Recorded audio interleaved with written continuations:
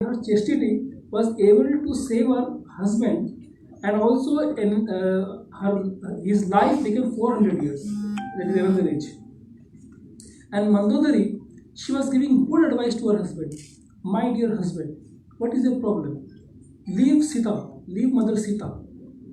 But because Ravana was so adamant, full of false ego, he has to, because he did not follow the order of a chaste lady, he was dead in the ensuing time. So there are many examples of great chaste ladies like Arundhati, Sachi, and Sita Devi. But our scripture says these all great ladies, they take instructions from Srimati Radharani how to become chaste. Now, so therefore equality is not a very high thing. Actually, living entity is by nature free. But how this freedom is achieved? This is the question. So freedom is not achieved by running away from the reality. Rather, freedom is achieved in the reality. Suppose you are a part of institution. In a family, you are a wife. In a relation to a brother, you are a sister. And in so many ways, we have social, at least in the material world, we have social positions. And we cannot become free by running away from our social reality. For example, if we are in a part of institution, if we are a good servant of that institution, and if we are in line with the objectives of that institution, then that institution will respect you and you will be free.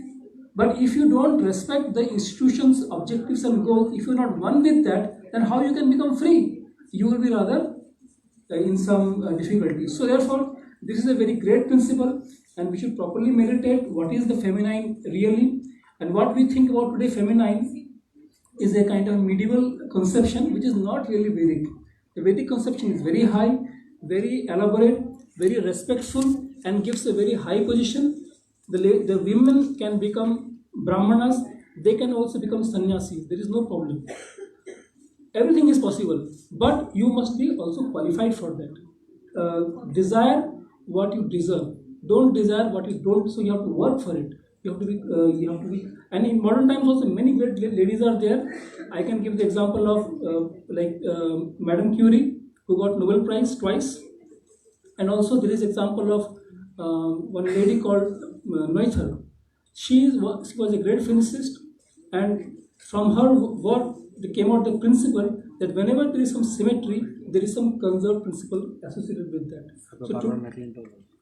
So a lot of today's particle physics is coming up from that original conception of symmetry, which is given by Noether. And McClintock, great lady, she was able to challenge the reductionistic idea of biology, that biology can be reduced to chemicals, or rather DNA is controlling the whole cell. But she proved that the DNA has some control over the cell, but the cell also is controlling the DNA. So the cell cannot be reduced to the DNA, rather the cell is a holistic being. So this Purna conception, which is part of our Vedic understanding, was emphasized by that great lady. She is also Nobel Prize winner. So there are many examples, and we can just learn the process of respecting everything in nature, including the feminine, which is to be respected.